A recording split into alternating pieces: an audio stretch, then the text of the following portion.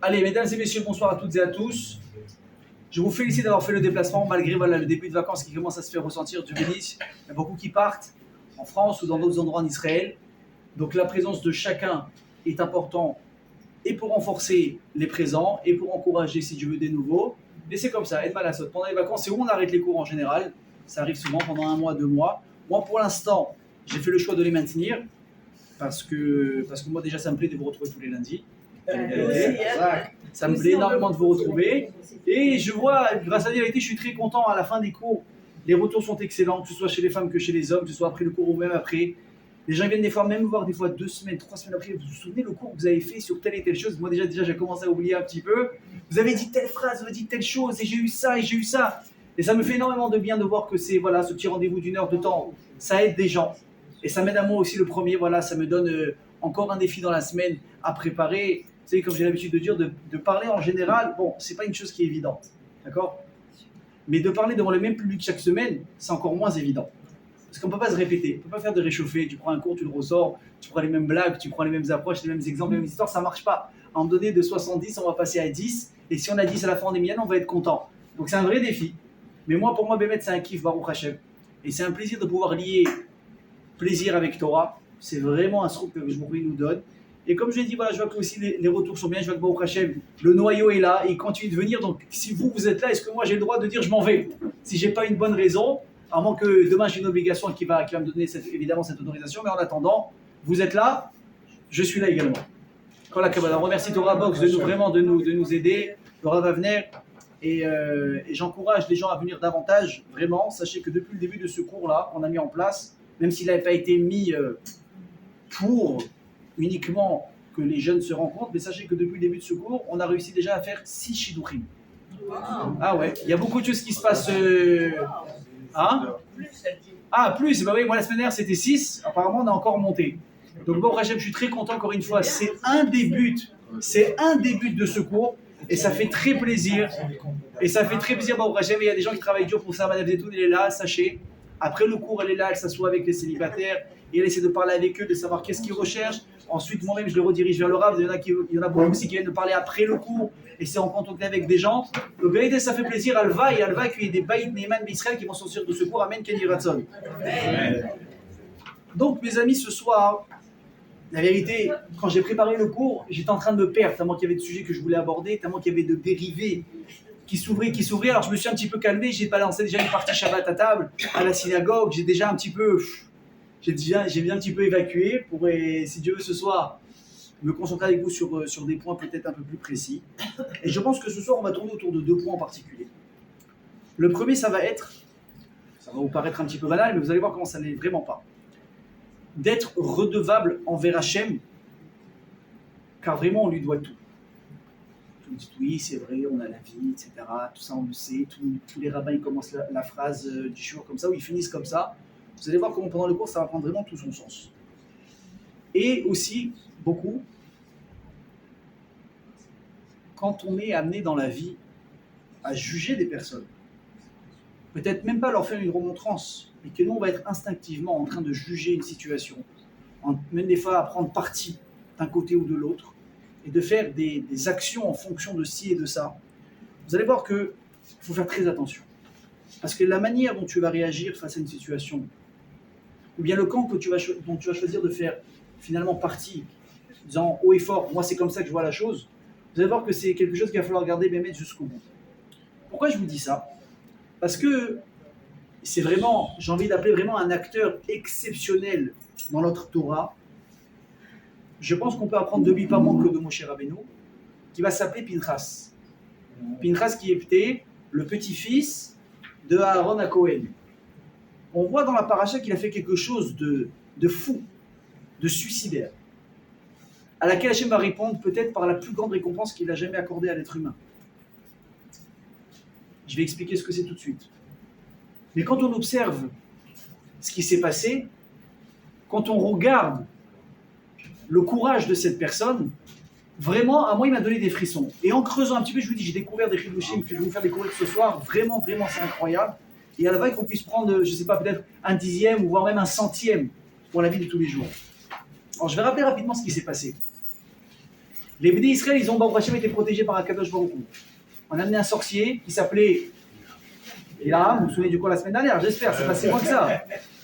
Et Baruch Hashem, il n'a pas réussi à nous maudire. Chaque malédiction qu'il avait en tête, elle s'est transformée finalement en bénédiction. Extraordinaire. Et des bénédictions magnifiques. Et voilà que finalement ce sorcier, il va donner le conseil ultime au roi de Moab, qui va lui coûter très très cher. Il va lui dire, tu sais, si on ne peut pas atteindre les Bnei Israël par la parole, il y a quand même une faute qui reste, dont leur Dieu il a horreur. C'est quoi? C'est la débauche. Si tu arrives à les faire tomber, tu vas gagner le pactole. Malheureusement, c'est ce qui s'est passé. Moab et Midian vont envoyer leurs filles, même leurs princesses. Imaginez, ils ont sacrifié, on va dire, le statut royal de certaines jeunes filles, dans le but unique de quoi? Juste de salir un juif. Vous savez que si, j'entendais encore ça cette semaine, si une personne était consciente de la valeur qu'il a aux yeux d'Akadosh Baruch Hu, il ne faudrait vraiment, vraiment, vraiment très rarement. Quand une personne elle se sent vraiment anodine, qui je suis encore quelqu'un, je m'appelle Ruben, je m'appelle comme ci, je m'appelle comme ça. De toute façon, Hachem, il a 9 milliards d'habitants à gérer. Allez, peut-être, on va dire uniquement quelques millions de juifs dans tout ça. Bon, encore un, ça change quoi? De toute façon, ci, de toute façon, ça, j'ai envie de ci, j'ai envie de ça, je fais ce que je veux, merci, au revoir. Bon, alors tu fais une avérote, tu dis, j'ai dérangé qui? Mais si tu savais que chaque juif, il a la valeur d'un bijou unique et extraordinaire aux yeux d'Akadosh Baruch Hu, et que c'est comme ça qu'on doit se regarder, et de se dire que c'est comme ça que les gens nous regardent, est-ce que vous pensez qu'on serait capable de se salir facilement? Prenez un exemple simple, hein. Vous prenez un type dans la rue. Vraiment, je vous prends un exemple le plus simple qui soit. Un type dans la rue qui marche, et je sais pas moi, il va voir par exemple une pièce de 1 euro par terre. Il va la ramasser. S'il trouve un billet de 20 euros, évidemment qu'il va le ramasser. 50, 100 euros, il va se jeter dessus. Ok. Prenez maintenant le président de la République, le roi Shalom Benyamin Netanyahu. Il marche dans la rue. Il voit maintenant par terre un billet de 200 shekels. Peut-être qu'il va la récupérer. Et vous savez, je vais juste prendre un petit halakha au passage. Vous trouvez une pièce, il faut la ramasser. Din Pruta, Kedin Mea. Chaque pièce, elle a son importance. On apprend des Yakovenu quand il a fait l'aller-retour, alors qu'il était, qu'on appelle dans le jargon, blindé, milliardaire, plein aux as. Il est reparti pour des choses, évidemment qu'il y avait de la valeur. Mais pour lui, ça ne représentait rien. Il est quand même reparti. Évidemment, il y a des sodotes derrière, qu'est-ce que ça renfermait, etc. Mais Rachid nous dit, de là, on apprend que n'importe quelle petite chose, elle a de la valeur, il faut ça. Si Hachem t'a donné, hop, tu dois le prendre. Et il y a une manière de prendre. Il y a celui qui va se jeter sur le billet. Il dit, attention, moi je m'en fous, je suis personne ne me regarde. Mais si quelqu'un de public, de connu, il sait qu'il est observé, il sait, vous savez, à chaque fois dans les... Moi, je suis pas la presse people et tout ça, mais j'entends à chaque fois, waouh, on a vu celui-là, on l'a pris en photo, les paparazzi, il a fait ci, il a dit ci, il a dit ça. Pourquoi on tape sur des personnes? Parce qu'il y a des personnes qui ont de l'influence. Les personnes qui ont de l'influence, les personnes qui ont plus d'importance que d'autres, forcément les attend en tournant. Si un jour vous voyez Macron en train de se baisser pour ramasser un billet, il n'y a aucun problème. Mais s'il a pris en se combattant correctement, en le prenant, même voyant, en faisant une bonne action avec ce billet, waouh, on va dire il a fait ce qu'il a fait, il a fait ce qu'il fallait. Mais s'il se jette sur le billet comme un truc, et il voit un mendiant qui lui tend la main, et après on le voit, il met le billet dans la poche, qu'est-ce qu'on va dire?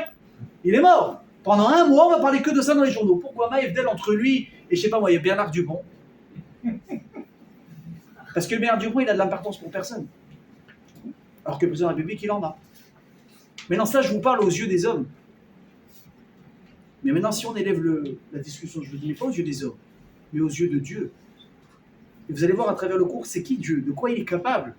On oublie de quoi il est capable. J'étais en train de faire mincha tout à l'heure. J'étais en train de me dire, mais est-ce que je fais ma prière? Est-ce que j'arrive à être conscient qu'il y a Akadosh Baruch Hu devant moi? Devant moi!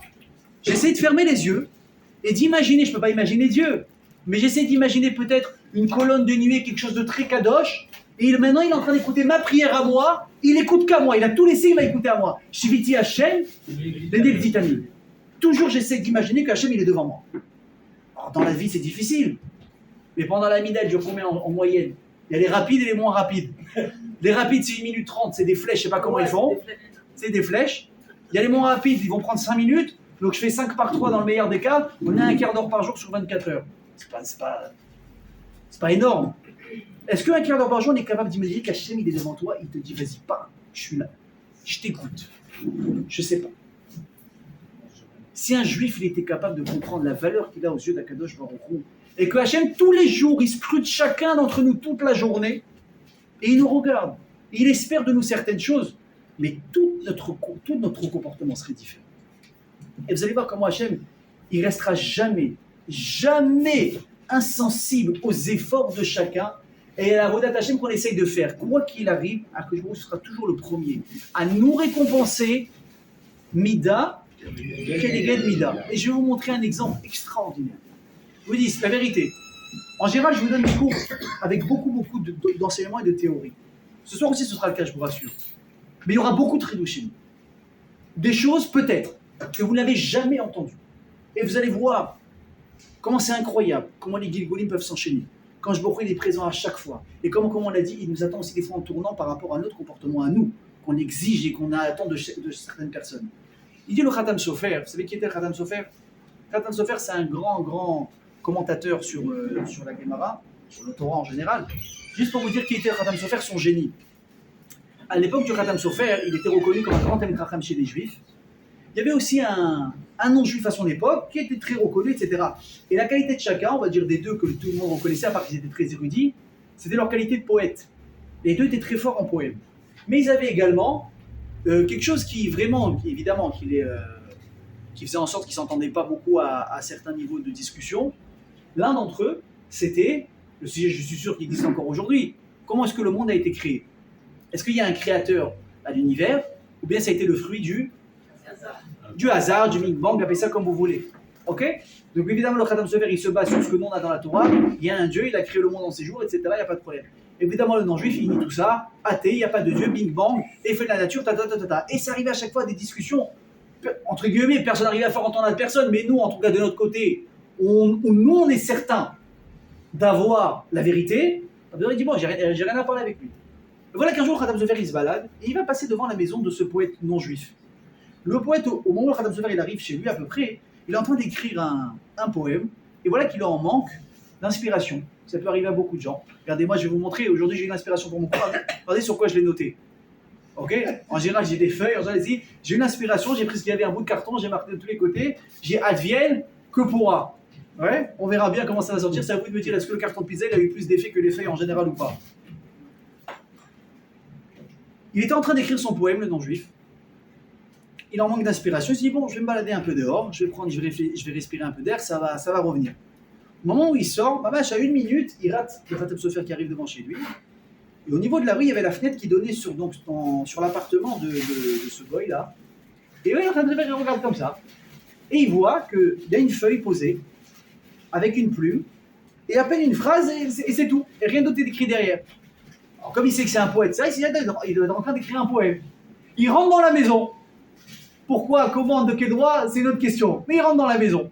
Peut-être que c'était ouvert, il avait marqué le sage vous reçoit tous les jours de telle heure à telle heure. Il dit bon, je vais rentrer dans sa maison, il n'y a pas de problème. Et là, il commence à lire la phrase. Il commence à comprendre peut-être de quoi il voulait parler. Et le Khatam Sofer, il s'assoit tout de suite, il prend la plume et il se met à écrire.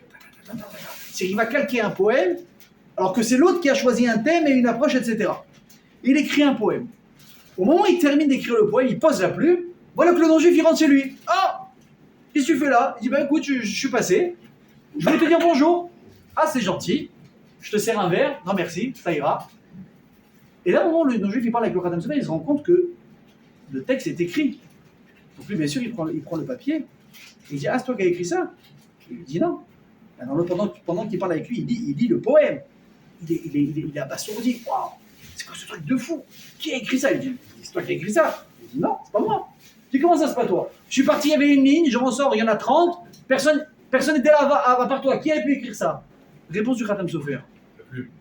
Il dit, écoute, je te dis la vérité, crois-moi ou pas. Hein. Je suis arrivé, il y avait un bout de parchemin, une plume et le pot d'encre. Tout à coup, il y a eu une rafale, tu vois, il y a un coup de vent, le pot d'encre, il s'est renversé sur le parchemin. Au début, ça fait une flaque. Tout à coup, la plume, elle s'est levée, c'est celle de Merlin l'Enchanteur. Elle est venue se poser sur l'encre, elle a pris, comme ça, à chaque fois, des traits d'encre, ça a créé des lettres, ça a créé des mots, ça a créé des phrases, ça a créé des rimes, et voilà, tiens, un poème devant toi. Tu le regardes et lui dis... Ça va? Qu'est-ce qui se passe? Qu'est-ce qui se passe? Il y a une fête chez les Juifs en ce moment? Je dis, qu'est-ce qu'il y a? Il me dit, c'est pas possible. Un poème ne s'écrit pas seul. Quelque chose ne peut pas se faire. Écoutez bien, une telle qualité ne peut pas venir seule. Il y a forcément derrière quelqu'un qui est à l'origine. Et le Khatam Sofer, il le regarde avec un grand sourire. Il va lui dire, Shma oznecha, ma shepicha medaber. Que tes oreilles entendent ce que ta bouche dit. Un poème seul, parce qu'il est un tout petit peu profond, ça ne peut pas s'écrire tout seul. Mais un monde aussi merveilleux que le nôtre, aussi complexe, aussi bien rodé, etc., etc., etc., ça c'est fait par le fruit du hasard, n'est-ce pas? Vous avez compris la tlecha qu'il lui a mis. Ça c'était juste pour une petite histoire de Khatam Sofer. Qu'est-ce qu'il va nous dire le Khatam Sofer? Écoutez bien ce qu'ils disent, parce que c'est, je vous dis, Bémet, c'est un écrit qui est extraordinaire.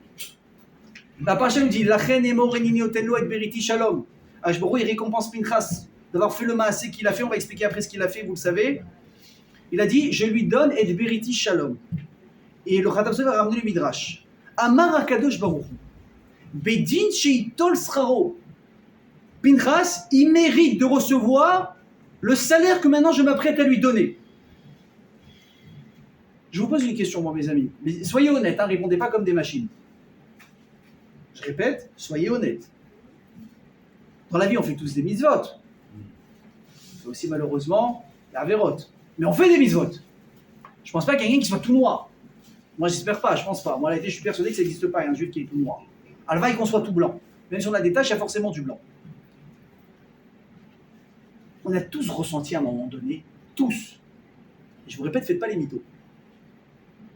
Au moment où on fait des mitzvot, des fois même difficiles, par exemple le jeûne de demain, c'est Tammuz, il fait chaud, Tchabéav, Kippour, Mesdames, Pessah. Waouh, ah oui, on est là, on transpire, on nettoie les recoins, on fait des khumrot, on reçoit du monde et on fait avec le sourire, on essaie. On arrive, on est lessivé. Là, à un moment donné, tu lèves les yeux vers le ciel, tu dis, bon, Hachem, la vérité, là, j'ai donné les paquets, moi maintenant, j'ai besoin de marier ma fille. Moi maintenant, j'ai besoin d'une parnassa, j'ai besoin de ci, j'ai besoin de ça. Allez, envoie un peu la monnaie. Envoie la monnaie de ma pièce. Je t'ai donné, tu me donnes. Oui ou non? On est tous sur l'attente des fois de jour parce que j'ai fait ça. Je suis allé à la tefila, ça fait une semaine, j'ai pas loupé une tefila. Ah, chef, ça y est. Quand je prie, maintenant tu me donnes. J'ai mis mes tefs. J'ai pas loupé un jour de tef. Ah, que je me roule. J'ai mon brevet ou j'ai mon bac. Faut que tu m'aides. C'est normal. Tac, tac. On est là en mode business. Qu'est-ce qu'il dit à que je me roule? Il n'y a pas une personne dans le monde qui m'a devancé à qui je n'ai pas déjà donné à l'avance avant que lui me donne. Et on donne un exemple, comme ça va faciliter. Il a dit, qu'est-ce qui se passe? Le type, il vient, à 8 jours, il prend son fils, et il va faire la Brit Mila. Il y a beaucoup d'émotions là-dedans. La mère, elle est en pleurs, tu as les hormones, en plus, c'est son premier garçon. Ça part dans tous les sens. Le papa, il est stressé, le stress, machin, on fait la Brit, tout le monde est content. Et là, on prie pour que ce soit un sadique. On dit à Akash Baruch Hu, on a fait la Brit Mila. Qu'est-ce qu'il dit à Akash Baruch Hu? Mais pour faire la Brit Mila, il a fallu que je te donne un garçon. Donc, qui a un coup d'avance déjà? C'est moi. Ok, on continue. Akash Baruch Hu, tu as vu ce que j'ai fait? J'ai fait une Chanouka de Baït. J'ai inauguré la maison comme il fallait. J'ai amené un rabbin, j'ai amené un chanteur, j'ai amené Minyan, je les ai éclatés, j'ai fait une Seouda, ça m'a coûté 1 tonne. Et j'ai mis la mezouza méadrine de méadrine de méadrine. Elle m'a coûté un bras. Tu as vu ça? Je ne mérite pas la bracha. Qu'est-ce qu'il dit à que je me roule? Qui t'a donné la baraque? Qui t'a donné la maison? C'est moi. Et vous allez voir à chaque fois à que je me roule, il a au minimum, pour être gentil, au moins un peu d'avance sur l'échiquier avec nous. Par contre, il y en a un qui peut devancer à Kadosh Baruch Hu. Eh ouais. Il y en a un, il dit à Kadosh Baruch Hu, il y en a un qui peut me devancer. Et lui, Béhémet, c'est moi qui ai un coup de retard par rapport à lui sur l'échiquier. C'est qui? Elle dit la Gemara, Aneelavim Venam Olvim. Traduction, celui qui est vexé, moqué, humilié par quelqu'un et qui ne répond pas. Il dit, lui, il m'a devancé. Et lui, je dois lui payer ce que je lui dois. Vous savez, à Akash Baruch Hu, j'en ai déjà parlé dans des cours précédents. C'est pas le sujet ce soir. Les tzadikim et Akash Baruch Hu, ils n'aiment pas ce qu'on appelle les dettes. Nous non plus d'ailleurs. On n'aime pas les dettes. Mais Hachem, il en a fait de ça un principe extraordinaire. Non seulement il nous paye à l'avance, c'est nous qui avons des dettes envers lui, mais il dit, mais si un jour tu arrives quelque part à me doubler par la droite et je t'ai pas vu dans l'angle mort, c'est moi qui dois te payer. Pourquoi? Parce que par réflexe humain, je répète, humain, pas de sadique, pas de sadique, humainement parlant. Et on parle en tant qu'homme, et la Torah a été donnée à des hommes. Quand une personne elle vient t'humilier, elle vient te faire mal, elle vient te vexer, tout de suite, on a des réflexes intérieurs de protection, d'expliquer, non, de ne pas accepter ce qui est en train de se passer, et on va répondre. Non, si c'était que répondre, non, tu te trompes et on s'arrête, on s'en sort bien. Mais oh, si le gars il t'en a mis une petite, mais toi tu vas lui sortir la massue, bah, il va voir qui je suis moi. Il va voir qui je suis moi. Et tu lui mets, et comme ça, et ça monte. Alors que celui qui est capable de se taire, et on va dire la Gemara, et vous le savez, et je vous donne un conseil. Hein. Si un jour, vous assistez à une scène, dans une synagogue, ça arrive malheureusement souvent, et Tsavara, c'est ma place, pas ma place, t'as dit, t'as parlé, truc, hop, dans une simcha, dans un événement, Shabbat à table aussi, et Tsavara, il y a de la pression Shabbat. Et vous voyez quelqu'un qui a vexé une personne, et lui a mal parlé. Le type, il a eu honte, la personne, elle a eu mal. Et elle se tait, tout de suite, allez lui demander une bracha. Il vous fait une bracha, 100% ça s'accomplit. Si vous, demain, quelqu'un vous fait honte, et vous êtes capable de vous taire, et vous pensez à ce que je vous dis maintenant, tout de suite faites la bracha que vous voulez, la prière que vous voulez, Hachem dit, je vais vous la donner. Si on se tait pas. Hein? Ouais, c'est ça, faites la retenue. Vous vous êtes tu, faites la prière, laissez le reste pour le bon Dieu. On n'y arrive pas, on n'y pense pas. C'est très difficile. Je vous dis la vérité, c'est très difficile. Vous avez eu mal, vous êtes tu, faites une prière. Ça n'a rien à voir. Vous êtes tu, laissez après le pourquoi du comment, ça c'est la Kadosh Baruch Hu. Comment dire l'histoire d'Hachem Elohenu, Vaniglot Lanu, Vanenu Adolam. Ce qui est caché, c'est pour Hachem. Ce qui est dévoilé, c'est pour nous. Ça, c'est notre job à nous de nous en occuper. Vous êtes face à une situation, quelqu'un vous avez fait mal, ou bien vous savez quoi, vous avez été épargné parce que vous êtes quelqu'un que tout le monde aime bien, ou que les gens ils ont peur d'attaquer, et vous avez quelqu'un qui a été humilié, tout de suite prenez une bracha, ça va s'accomplir. Pourquoi? Parce que il dit, lui, il m'a doublé. Humainement, il ne devrait pas réagir comme ça maintenant. Il est parti presque contre nature. Quelqu'un qui est contre nature, moi, je vais être contre nature avec lui. Ce que tu veux, je te donne. Et regardez comment tout prend son sens.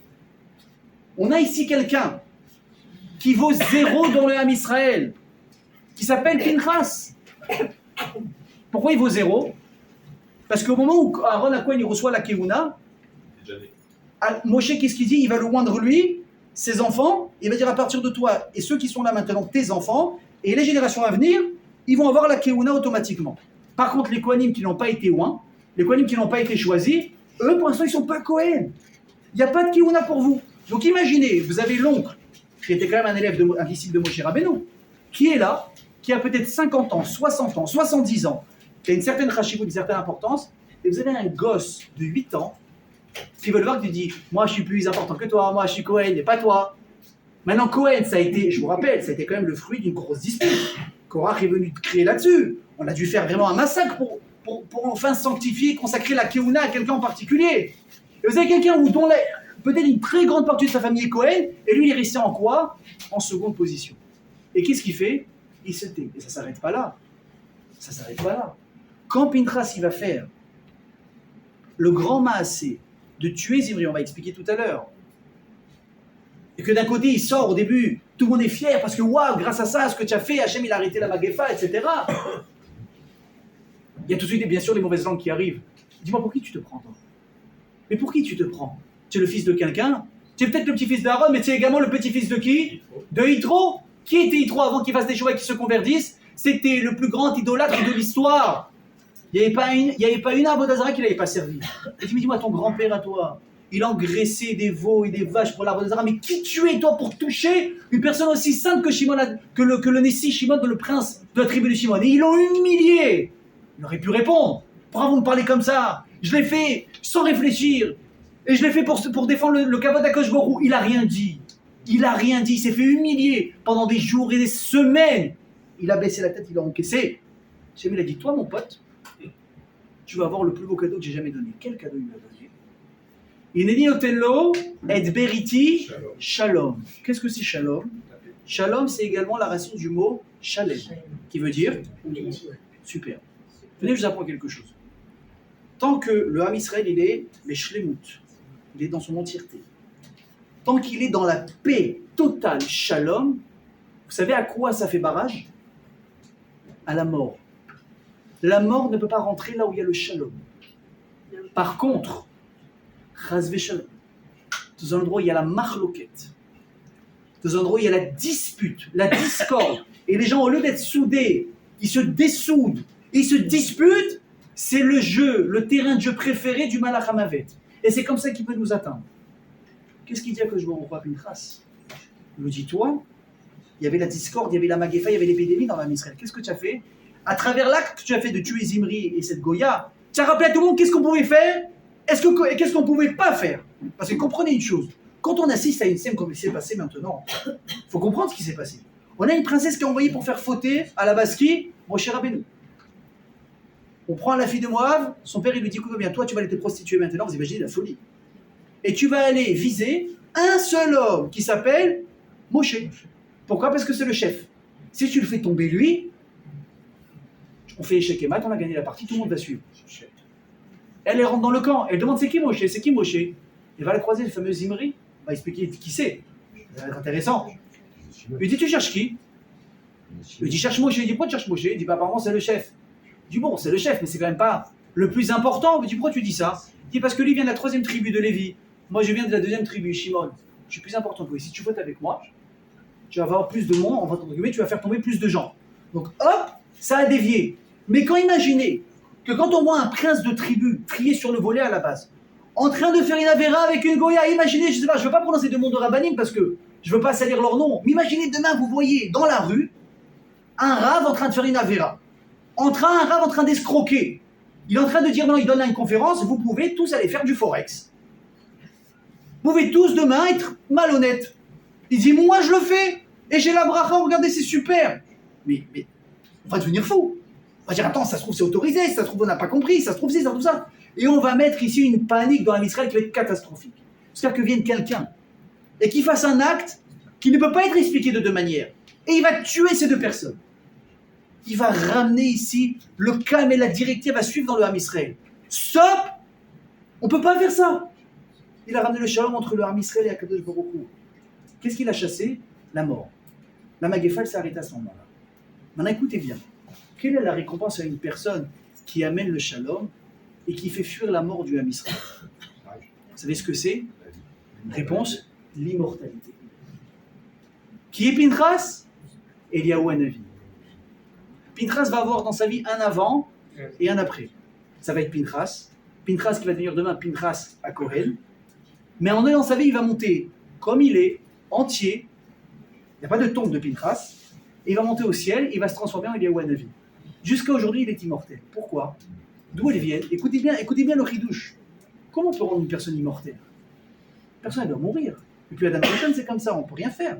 On a beau essayer de retarder la mort, la vieillesse. Aujourd'hui, le Botox, il nous aide beaucoup à ça. On enlève les rides, on prend des médicaments, on fait du sport, on s'habille bien, on cache, on met de la couleur noire, il faudrait que ça amincisse, ce que vous voulez, etc. Mais à un moment donné, on va tous arriver au moment où on doit arriver.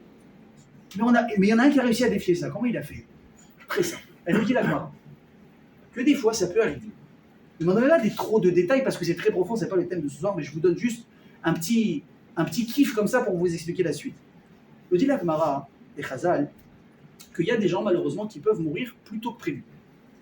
On leur avait donné, je ne sais pas, une bêtise, 70 ans, il peut mourir à 50 ans. Pourquoi? Si le type il fait l'idiot. Vous savez que le suicide, juste je vous une parenthèse très importante, c'est interdit par la Torah, vous êtes au courant, n'est-ce pas? À tel point que celui qui se suicide, dans certaines conditions, on ne peut pas l'enterrer dans un carré juif. C'est grave, ça fait de la peine d'en arriver là. Malheureusement, c'est comme ça. Pourquoi? Parce que Hachem dit, tu devais vivre. Mais alors rappelez-vous ce que je vous dis. On peut prendre des fois des décisions qui sont contre la volonté d'Hachem. Vous savez très bien, quand on ne fait pas Shabbat, c'est contre la volonté d'Hachem. Quand on désire de mettre fin à nos jours, Hachem dit, mais je t'avais préparé 30 ans. Mais alors tu mets fin à tes jours, moi je t'ai laissé le libre arbitre, je m'adapte à toi, entre guillemets. Le libre arbitre, c'est quelque chose de très fort. Ah, pourtant, Hachem, il a tout prévu, etc. C'est un autre débat, c'est une autre vision de la chose. Mais on a le pouvoir d'agir.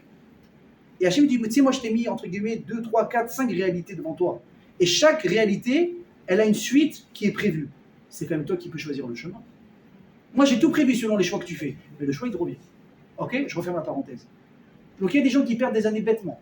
Il y a des gens maintenant, Chayav Karet, Hachem dit bon, il fait trop de massacres, on l'arrête, ça va être un massacre. Prenez l'exemple toute la génération du désert. À cause de la Chet HaMeraglim, des exploiteurs qui disent à toutes les personnes de tel âge à tel âge qui sont vivants maintenant ne rentreront pas en Eretz Israël. Et en 40 ans, je peux l'histoire, tout le monde meurt. Et ensuite, vous allez rentrer. Donc, venez, on fait le calcul. On a de 20 à 60 ans des gens qui meurent. Des millions, voire des milliards de personnes qui meurent beaucoup plus tôt que prévu. On a un paquet d'années en stand-by qui n'ont pas été vécues. À qui elles vont ces années? Nous dit la Gemara que quand Moshe Rabbeinu il est venu, il n'a pas pu rentrer en Eretz Israël. Hachem lui dit, Moshe il dit, Hachem, pourquoi je ne peux pas rentrer? Il dit pour deux raisons.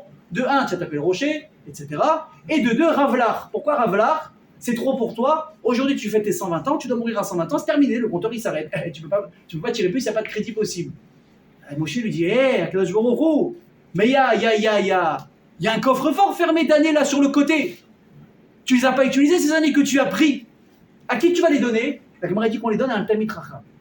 Il dit la vérité, c'est pas pour me la jouer, mais je pense que j'ai fait mon rôle de Talmid Chacham quand même. Donnez-moi à moi. Je me dis oui, mais non. Mais non. Pourquoi? Il dit parce que tu t'es énervé sur l'âme Israël. Tu t'es énervé sur eux. Tu les as critiqués. Il a dit vous êtes des mamrim, vous êtes des gens qui vont défier Akadosh Baruch Hu. Il a dit le classe, la mauvaise parole que tu as eue envers les bénis d'Israël, ça tu as perdu le srout. Je dis alors à qui ça va aller toutes ces belles années là qu'on n'a pas vécues? Et il dit la Gemara à qui Akadosh Baruch Hu il donne ces années des fois qui sont prises trop tôt de quelqu'un et qui n'ont pas été vécues à un Talmid Chacham chez Over al Midotav. À une personne qui prend sur lui de ne pas répondre au moment où il est persécuté par une personne. Qui est celui qui s'est tué, qui a été pointé du doigt par tout le monde et qu'on l'a critiqué pour un acte de bravoure qu'il a fait naïvement, instinctivement pour la Kedusha d'Akadosh Baruch Hu? Pinchas. Il dit toi tu as ramené le shalom, toi tu as combattu la mort, tu vas combattre la mort jusqu'à la fin des temps, tu deviens immortel. Et tu prends toutes les années qui n'ont pas été vécues. Pinchas et Eliyahu Hanavi, extraordinaire. Et les amis, il faut être conscient de quelque chose ici qui est vraiment très important. C'est que on doit vraiment se rendre compte qu'Akadosh Baruch Hu, il est mitneg avec nous, vraiment mida keneged mida. Est-ce que vous pensez, moi j'essaie de me mettre dans la peau de Pinchas. Vous savez, des fois ça va arriver, j'en sais rien moi. Là on essaie de prendre un exemple banal, mais vraiment qui va peut-être nous toucher. Imaginez demain, vous voyez quelque chose qui vous choque autour de vous. Et vous allez intervenir, vous allez crier, vous allez faire quelque chose. Alors sur place, c'est vrai que peut-être c'est ce qu'il y avait à faire. Mais après, il y a toujours les moqueurs, toujours. Ils vont commencer à mimer votre réaction. Ils vont se moquer des mots que vous avez employés, des gestes que vous avez faits. En 48 heures, ils vous ont dégoûté de la justice que vous êtes simplement venu rendre à ce moment-là. Et ils vont vous humilier, vous dire « Ah, si j'avais su, je ne l'aurais pas fait !» Mais si tu l'as fait, c'est pour une bonne raison. Et en plus, ça, si tu l'as fait pour Akadosh Baruch Hu, tu penses qu'Hachem, il reste comme ça dans son coin, il ne t'a pas vu? Il fait « Ah, je n'ai pas vu ce qu'il a fait, allez, qu'il se débrouille !» Tu vas être récompensé. Et je peux vous dire quelque chose, c'est que même si on ne fait pas des actes extraordinaires au quotidien, on est tout le temps avec les bienfaits d'Akadosh Baruch Hu. Tu te lèves le matin, c'est pas un cadeau ça. Et tu t'en comptes uniquement quand l'Oyon Chas Veshalom, tu as quelqu'un, un proche, une connaissance, un voisin, la veille encore tu l'as croisé au resto, le gars c'est un coureur de folie en excellente santé, 50 ans fructueuse dans la nuit, il ne se lève pas. Oh, je dis c'est pas possible. Chas Veshalom, ça aurait pu m'arriver à moi. Réponse oui. Oui, mais qu'est-ce qu'il fait que je me roule? Il t'a redonné. La Neshama, elle monte tous les jours. Tous les soirs, la Neshama, elle monte en haut. Si Hachem, il décide d'en retenir une, tu as beau essayer de mettre autant de coups de défibrillateur que tu veux, ça ne marchera pas. Et Hachem, il te donne crédit, Tu sais quoi, tu as fait un massacre aujourd'hui, c'est pas grave. Je te redonne. Modéani lefanecha, melech hayvekayam, shechezarta binishmati bechemla, rabay mulatecha. Hachem, je te remercie que quoi? Que tu m'as rendu mon âme et que ta imuna, elle est grande. Mais imuna de qui? De Dieu, mais par rapport à qui? Par rapport à toi. Hachem, il te fait confiance qu'aujourd'hui, un jour de plus en cadeau, tu vas faire ce qu'il faut. Mais ça fait 50 ans qu'on fait n'importe quoi. Et Hachem, il te disparaît. Tu sais quoi? Allez, je te redonne. Imagine, tu vas à la banque. Vous pouvez me faire un petit prêt, s'il vous plaît? Combien il vous faut? 100 000. Et du bon, vous avez les fiches de paye? Oui, non, écoutez, c'est un coup. Le gars, il arrive à le baratiner. Le banquier dit à la vérité, mais moi, j'ai envie de rentrer dans l'affaire. Ah, on peut plus, tout est complet. Juste donnez-moi 100 000, je vous donnerai un petit truc sympa. Bon, le banquier, il dit, ok, combien de temps il vous faut? 1 an pour rembourser. Le type, il revient au bout d'1 an. Où là, le business où il est. Non seulement il a perdu les 100 000, il s'est endetté de 500 000. Le type, il dit, s'il vous plaît, vous pouvez me redonner 100 000, qu'est-ce que va dire les banquiers? Mais bon, là déjà, je vais te mettre les impôts, je vais te mettre tout ce qu'il faut, on va saisir tout ce que tu n'as pas, et après on va commencer à discuter. Je vois que c'est pareil, tous les jours ils nous donnent, malheureusement, je ne sais pas si on arrive tous à faire ce qu'il faut tous les jours, et Hachem il dit, c'est quoi, c'est pas un problème, je te redonne, je te refais un nouveau crédit aujourd'hui, allez, viens on efface ce qui s'est passé, viens on prend en plus. Et quand on fait des choses bien, il nous donne encore mieux, Mida Keneged, t'as fait quelque chose de bien, je te donne, et je te donne, et je te donne. Alors comment cette histoire elle a commencé? Je vous dis, vous allez, si ce soir, excusez-moi du terme, vous n'allez pas péter un plomb, je ne peux pas. Moi-même, déjà, je suis en train de bouillir avec ce que je m'apprête à vous dévoiler ce soir. Comment ça a commencé toute l'histoire? Vous savez, on a dit, les princesses elles sont venues, elles ont commencé à faire fauter vers Israël. Ok. Et là, on a Zimri, qui était le prince de la tribu de Shimon. Or, moi, quand je vois qui était le prince de la tribu de Shimon, c'est pas lui, c'est qui? Il est où? Shelomiel, Ben Surishadai. Moi, j'ai ouvert le Chumash cet après-midi, je dis, mais attends, mais c'est pas Zimri, c'est quoi cette histoire? Qui se met à Mandrachi là? Depuis quand on voit un Zimri? C'est vrai ou pas? La première fois qu'on voit Zimri, c'est dans la paracha, et d'un coup, il est devenu prince. Comment il a fait? Les nous disent qu'on lui a changé le nom. C'était qui ce type? Écoutez bien, il faut remonter un petit peu. On assiste, malheureusement, à un viol dans l'armée Israël très grave, qui concerne la fille de Yaakov Avinu, qui s'appelait Dina. Elle a été prise par Shrem, qui était donc le prince de la ville de Shrem. Il a violé Dina. Une fois qu'il a violé, il a humilié, il lui a fait mal, il va demander sa main à son père. D'un coup, il se rappelle d'être une personne normale. Maintenant, les frères de Dina, vous pensez qu'ils vont passer ça en silence? Qu'est-ce qu'ils disaient à Kohénou? Nevela Nestab Israël. Comment on peut traduire Nevela? Un cadavre a été fait ici dans l'âme Israël. Pourquoi un cadavre? Nous dit la Gemara, une personne qui viole, c'est comme une personne qui tue. Tu as tué la personne à l'intérieur. Peu importe l'âge. J'ai écouté des fois des documentaires, je ne les ai pas cherchés forcément, hein, mais bon, je les ai écoutés, des gens qui témoignent qu'à 50 ans, 60 ans, il commence à parler, dire que toute sa vie il a mal vécu parce qu'à l'âge de 6 ans, il a été violé par quelqu'un, garçon comme fille. Tu as tué l'âme de la personne. Un violeur, c'est comme un tueur. Dina elle a été violée. Shimon et Lévi disent ça se passera pas. Ils prennent leurs armes, ils rentrent dans la ville, ils vont tuer. Dont évidemment Shechem et son père. Combien de personnes ont été tuées? 24 000 personnes. C'est lourd comme perte. Je vous répète, 24 000, il y a 2 soldats, 2 commandos. 13 ans. Vous imaginez? Shimon et Lévi, une force incommensurable. 13 ans. Et ils sauvent leur sœur. Maintenant Yaakov, il dit, là les amis, vous avez fait quelque chose qu'il ne fallait pas. Même s'il fallait se venger, etc., là on va avoir des problèmes. Maintenant pourquoi est-ce que Bémet, ils ont tué 24 000 personnes? Il fallait tuer uniquement le violeur, pourquoi tu tues les autres? Écoutez bien ce que nous dit Razal. Et ça c'est un message hyper important, surtout dans la période dans laquelle on s'apprête maintenant à rentrer. Il dit, vous savez pourquoi on les a tous tués là-bas les 24 000? Parce que tout le monde était témoin de ce qui se passait. Tout le monde a assisté, tout le monde savait ce qui se passait et personne n'a réagi. Vous êtes complice, vous êtes responsable. Je rappelle, on aura l'occasion d'en parler. Ben Hametzarim, Tisha B'Av, tout ce qui va se passer. C'est arrivé aussi parce qu'il y avait une personne qui a été humiliée en public. Comme ça et Bar Kamsa. On l'a humilié en public. Les gens n'ont pas réagi sur place. Les rabbanim, les chachamim n'ont pas réagi. Je me dis, vous êtes tous responsables de ce qui s'est passé. Mais nous, on n'a rien fait. On était juste au buffet, en train de fumer une cigarette. J'étais en train de parler. L'autre, il était en train de draguer. L'autre, il est en train de s'occuper de son fils. Tu as vu? Tu as assisté à la scène. Tu aurais dû réagir. Tu l'as pas fait, tu es responsable autant que lui. Vous imaginez? Les 24 000 ont été mis à mort pour ça. Mais écoutez, parce que ça fait que commencer. Yaakov Avinu, encore une fois, il a des ta'anot sur ça. Il n'est pas content. Maintenant, qu'est-ce qu'on a? Et il dit à Hachem, Shimon et Lévi, vous savez quoi? Vous avez fait un acte ici quelque part qui est peut-être, dans votre esprit, raisonnable, qui est peut-être justifié. Mais attention, ça veut dire que vous condamnez les mauvaises mœurs, vous n'acceptez pas le mélange entre juifs et non-juifs, au point que vous êtes capable de prendre les armes et de passer à l'acte. Ok, pas de problème. On avance dans l'histoire. Et là, tout à coup, on a une personne qui s'appelle Zimri. Et Zimri qui va prendre une Goya qui va s'appeler Cosby et qui va aller faire une avéra de la débauche avec elle. C'est qui Zimri? Vous savez c'est qui Zimri? Comment on l'appelle aussi? Zimri. On l'appelle Shilouya ben Surishadai, on l'appelle également Shaoul ben Akenaanite. Il s'appelait Shaoul, fils de la Kenaanite. Kenaanite, ce qui n'est pas une goya, c'est une non-juive, c'est qui? Il nous dit ce Razal, un truc extraordinaire. Au moment où Shimon et Lévi ils ont sauvé leur sœur là-bas du royaume, là où elle était séquestrée, elle ne voulait pas sortir. Comment elle ne voulait pas sortir? Est-ce qu'elle a développé le syndrome de Stockholm? Non. Qu'est-ce qu'elle a dit? Elle a dit, mais moi j'avais une Kedusha de Bat Israël. Et on m'a souillé, on m'a impurifié. Qui va vouloir de moi maintenant? Qui va vouloir se marier avec moi? Dépression, elle ne veut pas sortir, dit je veux pas, je ne suis pas capable de me retrouver maintenant chez mon père, personne ne veut se marier avec moi, parce que je suis impur, je ne veux pas. Elle ne voulait pas sortir. Évidemment, on est avant le monde de la Torah. Il y a des choses qui étaient autorisées à l'époque. Shimon, il lui dit, écoute-moi bien ma soeur, personne ne veut se marier avec toi, moi je vais me marier avec toi. Tu sais mieux que ça? Un des enfants de Jacob avec nous, moi je veux me marier avec toi. Elle dit, si tu tapes, ok. Ils ont fait un pacte.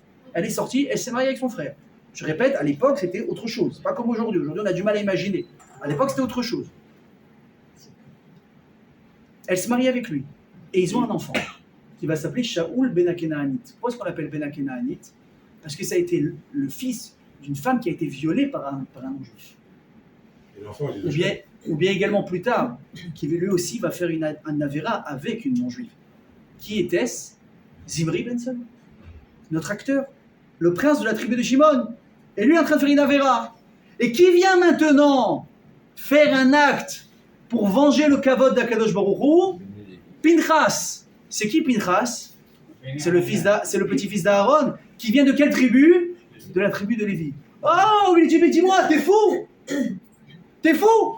T'as oublié que nos ancêtres, ils ont représenté ce que c'était la Kedusha du Israël à travers un acte grave. On a tué 24 000 personnes pour ça. Et maintenant, toi, la tribu de Shimon, c'est toi qui va faire finalement l'acte interdit à ton tour. Qui va être là tout de suite pour réparer? Le deuxième frère, Pinchas, descendant de Lévi. Les amis, combien de personnes sont mortes dans cette épidémie qu'il y a eu suite à cette Avera? 24 000. 24 000 de quelle tribu? Uniquement de la tribu de Shimon. Je vais vous étonner, ça ne s'arrête pas là. Venez, on avance encore dans l'histoire. On avance à peu près 1000 ans. Je vous le fais en 10 secondes, c'est pas mal. Vous connaissez la blague ou pas? Non. Un jour, il y a un type qui va voir le bon Dieu. Il lui dit, mon Dieu, je t'en prie, je suis en galère, je galère dans ma vie, j'en ai marre, je vais te blinder. S'il te plaît, juste dis-moi, combien ça représente pour toi 100 000 milliards d'euros? Et le type, tu vois, il dit ça, déjà il est essoufflé. Je lui dis, pour moi, ça représente 1 centime. 1 centime. Waouh. Il dit, que je me j'ai une question, encore une question. Combien ça représente pour toi 1 milliard d'années? Il dit, pour moi, c'est rien, c'est 1 seconde. Il dit, Hachem, tu sais quoi, je t'en prie, tu sais quoi, viens au Bilizadeh. Donne-moi 1 centime. Qu'est-ce que tu dis, Hachem? Attends 1 seconde. Donc on avance 1000 ans, à peu près 1000 ans. Et on assiste à quoi? À une personne qui s'appelle Akiva ben Yosef, qui va devenir plus tard Rabbi Akiva. Alors, ce qui est intéressant avec ce Akiva ben Yosef, c'est que vous savez, à quel âge il a fait Teshuvah? À 40 ans. Et pendant 40 ans, c'était qui? C'était un berger. Mais ce que vous ne savez pas, et ce qu'il sait ici mon ami Eliaou, c'est que non seulement c'était un berger, non seulement il n'était pas pratiquant, c'était un anti-religieux, un anti-Torah. Et directement, si je peux mordre un barbu, je le mordrai aussi fort qu'un âne, il mord quelque chose. C'est la morsure la plus puissante qui existe. Je le démonte, je le fracasse, je lui casse les os. Il haïssait la Torah.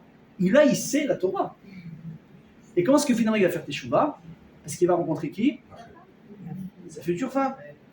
Rachel, la fille de Kalba Savoie. Là, le coup de foudre. En plus, on précise, c'était le coup de foudre plutôt de la fille sur le garçon que le garçon sur la fille. Pourquoi? Pas parce que c'était beau gosse. Je ne sais pas s'il était beau, Rabbi Akiva. Je ne l'ai pas connu à l'époque, excusez-moi. Il était chaud. Chaud aujourd'hui, c'est tendance. Que ça nous arrive le plus tard possible. Mais elle a reconnu qu'il avait des bonnes midotes. La tsniout, c'était quelqu'un de petit, de discret. Il dit, si tu vas étudier la Torah, tu t'engages, moi je suis prêt à me marier avec toi. Il dit, tu sais quoi, Banco? Il est parti, j'ai 40 ans. À 40 ans, chauve en plus. Il est parti dans un gan, il s'assoit sur une petite chaise comme ça, il n'avait pas l'air bête. Et il apprend Aleph, et il apprend Bet, et il apprend Guillemets. Imaginez, tu dis, bon, allez, dans le meilleur des cas, d'ici 40 ans, s'il est encore vivant à 80 ans, qu'est-ce qui va se passer avec lui? Il aura peut-être fini une Gemara dans sa vie, vous savez quoi? Allez, il aura fait le chasse, parce qu'il aurait été super sérieux.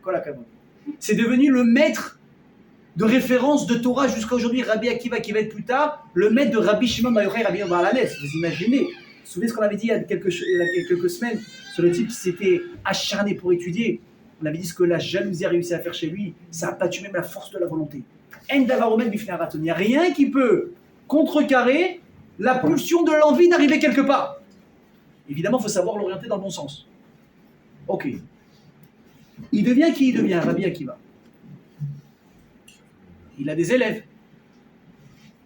Combien? 24 000. Qu'est-ce qui se passe avec les 24 000 élèves? Les 24 000, il n'y en a que 5 jours. On en sort il n'y a pas longtemps. L'Omer. Ils sont morts. Nous dit Razal. Les 24 000, c'était encore le Gilgoul des 24 000 de la tribu de Shimon qui avait été tué à l'époque de la Magéfa, l'épidémie de Pinchas. Et qui était Rabbi Akiva? J'ai lu un chidouche qui disait que c'était un Gilgoul de Zimri. Alors écoutez bien comment tout prend son sens. On va arriver maintenant à, je nous en préserve, à Tisha B'Av. On va parler des fameux 10 martyrs, Asara Arogé Malchut. Qui fait partie de ces 10 martyrs? Rabbi Akiva. Rabbi Akiva, le jour de Yom Kippour. Il a été amené à Césarée. Et là-bas, il va mourir dans d'atroces souffrances. Le jour de Yom Kippour. On le cite dans la prière de Kippour. Et voilà comment il est en train de souffrir. Il hurle. Shema Israël, Hashem Elokeinu, Hashem Echad, la plus grande marque de Emouna dont on peut faire preuve envers Akadosh Baruch Hu. Maintenant, ses élèves qui étaient des gens, ils disaient Rabbi Akiva, Khlas, on ne peut plus voir cette injustice, cette souffrance inhumaine, et toi qui continues comme un petit robot, comme un petit soldat, de dire Hashem, je t'aime. Mais dis-moi, ça y est, à un moment donné, il faut arrêter les frais. C'est bon, les trucs qui nous dépassent. Tu as le droit toi aussi de râler. Tu as le droit toi aussi de jeter ici, là, quelque part, l'éponge. Réponse du Rabbi Akiva. Non. Il n'aura pas dit, mais non, c'est un Isayon. Il n'aura pas dit, mais non, il faut accepter la souffrance. Réponse du Rabbi Akiva. Kol yamai chikiti la rega azeh. Toute ma vie, j'ai attendu ce moment. Dis-moi, c'est qui les plus ici? Possible. Pas possible, ces juifs, ils sont fous. Ils sont fous. Vous savez qu'il y a des non-juifs qui suivent les cours. Je reçois des commentaires sur YouTube. Extraordinaire. Je me régale. Alors, on va vous donner l'impression d'être fou. Vous savez comment il est mort Rabbi Akiva? On a pris des peignes en métal. On l'a dépecé. Vous imaginez? Pourquoi? Comment? Combien de fois? Peut-être qu'un jour on touchera ceci si on y arrive. Avant qu'on n'arrive pas à Zrat Hashem cette année. Mais ça s'est passé. Qu'est-ce qu'il connaît? Il a régazé. Mais dis fou. Réponse. C'est pas fou. Rabbi Akiva dans sa grandeur. Il savait, il avait compris avec le temps qui il était. Et c'était la résurrection de qui? De Zimri. Comment est mort Zimri, mes amis? Dans quelle mort? De quelle mort il est mort? D'une mort peut-être remarquable? Oui, ça oui. Mais est-ce que c'était honorable? En plein acte d'avéra de débauche, il est mort Chilul Hashem. Et à cause de lui, vont mourir 24 000 élèves, 24 000 d'une tribu. Et on va avancer 1000 ans en avant. Et là, on va revenir dans la peau de quelqu'un qui va devenir tzaddik. Mais à la base, il est quoi? Il est anti-Torah. Mais pourquoi tu es anti-Torah? Tu sais pourquoi? Parce que de la manière dont j'ai quitté le monde, c'est de cette manière dont je suis revenu. Comment j'ai quitté le monde? Dans une avéra. J'ai oublié Dieu, j'ai tout balayé. J'étais un maître, j'étais un exemple, j'étais un chef de tribu. J'ai fait plonger tout le monde à cause de ma tribu, elle a plongé à cause de moi. Je vais revenir maintenant avec un mauvais goût de Torah. Je hais la Torah, je n'aime pas la Torah, moi je voulais faire ce que je voulais. Et il a fallu 40 ans finalement pour se détacher doucement de cette haine de la Torah. Et retrouver finalement cette fois-ci l'amour de la Torah à travers cette fois-ci également une femme. Mais cette fois-ci dans le bon sens. Et tu vas redevenir un leader. Et tu vas réavoir 24 000 personnes. Cette fois-ci qui vont être niftarim al Kiddush Hashem parce que c'est des élèves de Rabbi Akiva. Mais toi qui es mort al Chilul Hashem, quel est maintenant le tikkun, la réparation ultime et suprême que tu dois atteindre? C'est de mourir al Kiddush Hashem. Pour contrebalancer la mort al Chilul Hashem. Il dit Rabbi Akiva, vous n'avez pas compris. Ça fait 1000 ans que Maneshama elle attend ce moment où je peux mourir al Kiddush Hashem. Pourquoi? Parce que je suis juif. Parce que j'ai étudié la Torah. Parce que les Romains, ils ont interdit d'étudier la Torah. Rabbi Akiva, il a quand même fait. Il dit, ça y est, Baba, ferme le Beth Midrash, c'est pas grave. Je dis, t'as pas compris. Peut-être pour vous, c'est pas grave. Mais moi, ma vie, elle en dépend, au sens propre du terme. Mais tu vas mourir. Je dis, mais la vie, c'est pas ça. La vraie réparation, c'est pas de vivre 80 ans. La vraie réparation, c'est de faire ce qu'on est venu venir faire ici. Non, je vous rassure, hein, je vous ai pas demandé de mourir. Non, vous vivez votre vie. Vivons notre vie. C'est Hachem qui décide. On n'est pas au niveau de ça. Pourquoi on est là? Pourquoi on n'est pas là? Quand on doit partir, qu'est-ce qu'on a à réparer? Si on sait un petit peu. La chose les points les plus difficiles pour nous à faire, c'est ceux-là qu'on est venu réparer. Il y en a c'est le vol, il y en a c'est l'arnaque, il y en a c'est les femmes, il y en a c'est la drogue, il y en a c'est ci, il y en a ça, ce que vous voulez.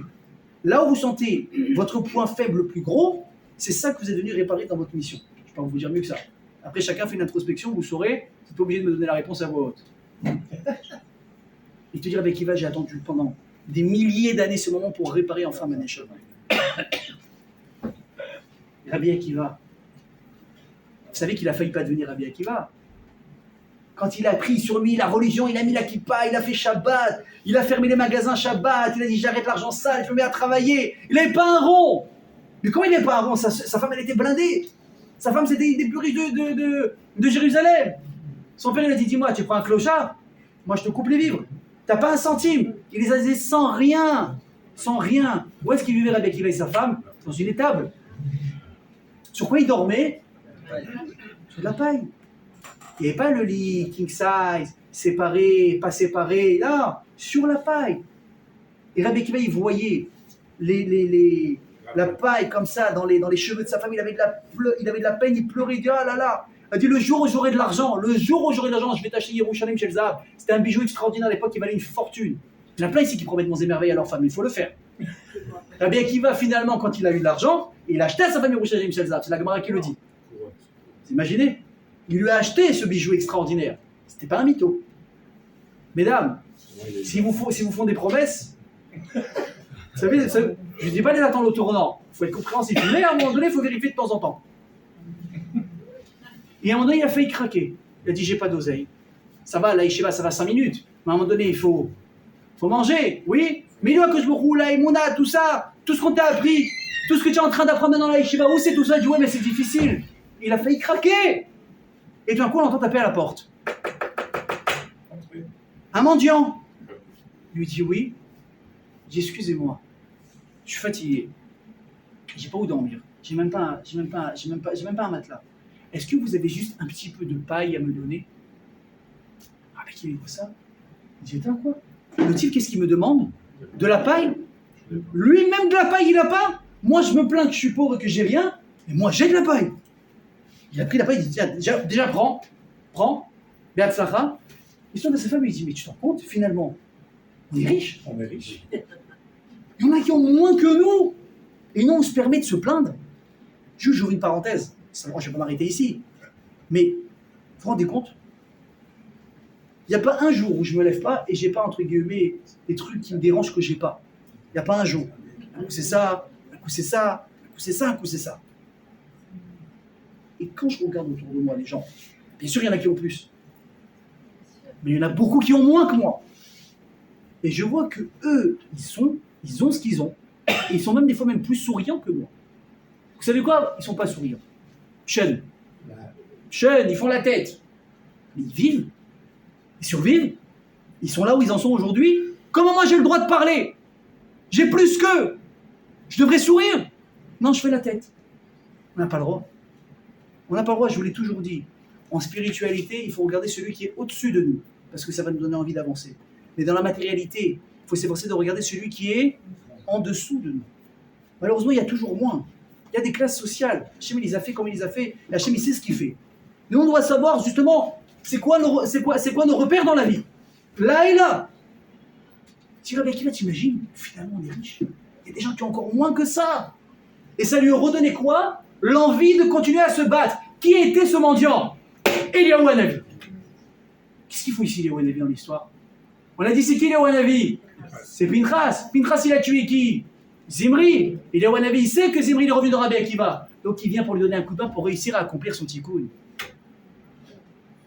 Et quand Rabbi Akiva, finalement, il va être niftar, à travers les Romains, qui a enterré Rabbi Akiva? Eliyahu Hanavi lui-même. Il a pris son lit, comme il était, il a levé, et il a rentré dans la grotte, là où il est enterré jusqu'à aujourd'hui à Tibériade. C'est Eliyahu Hanavi qui a enterré Rabbi Akiva. Et la boucle est bouclée. Incroyable. Tout a retrouvé sa place. Lui, il est venu, il a tué celui-là. Lui, il est venu, il a tué celui-là. Lui, il a réparé, lui, il a aidé, lui, il a ça. Alors, mes amis, c'est avec ça qu'on va se quitter.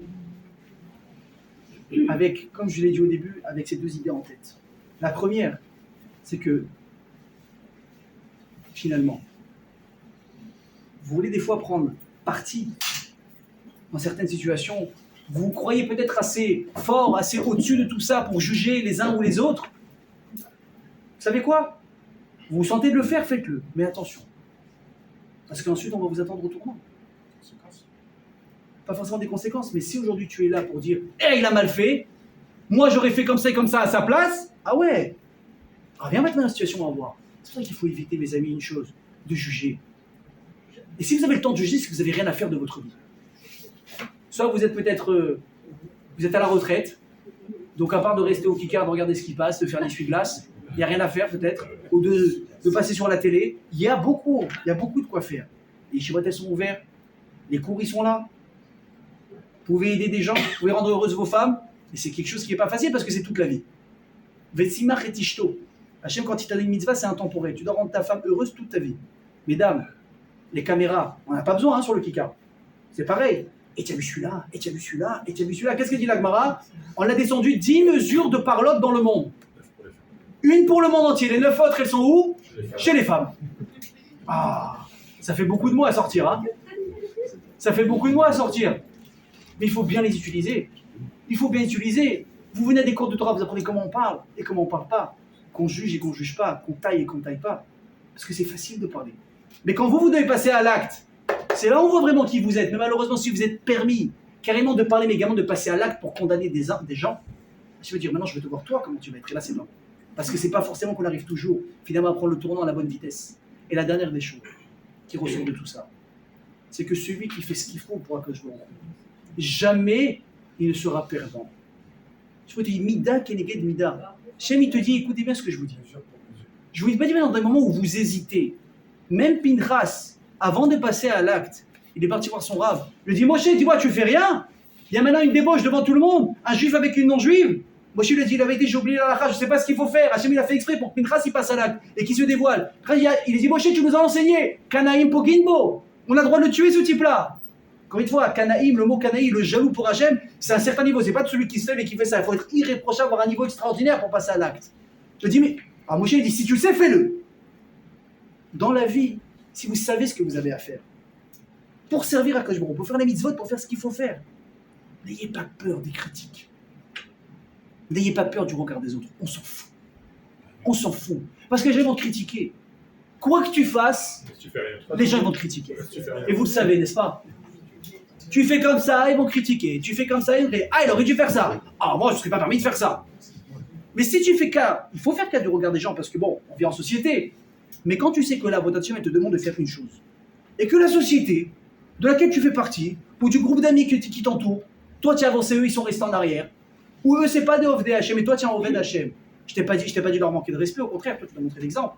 Toi rapproche-les, toi fais-leur aimer, mais toi par contre ne te fais pas influencer dans le mauvais sens. Toi influencer dans le bon sens. On n'a jamais dit que quand tu fais tes chouvas, tu dois cracher sur les gens. Tu dois t'éloigner des gens. Des fois ils vont être un petit peu distants parce que tu sens que ça t'influence dans le mauvais sens, ça oui, mais gentiment, de manière claire, polie, en expliquant les choses. Celui qui veut comprendre, comprendre. Celui qui ne veut pas comprendre, tu vas pas chercher à le vexer, il fait ce qu'il veut. Après, on n'est pas responsable de la vie des uns et des autres. Sinon, on fait ce qu'il faut faire. Mais n'oubliez jamais que celui qui fait ce qu'il faut pour Akadosh Baruch Hu, on a beau être 9 milliards et demi sur Terre. On m'a dit Shabbat qu'on est arrivé à 9 milliards et demi.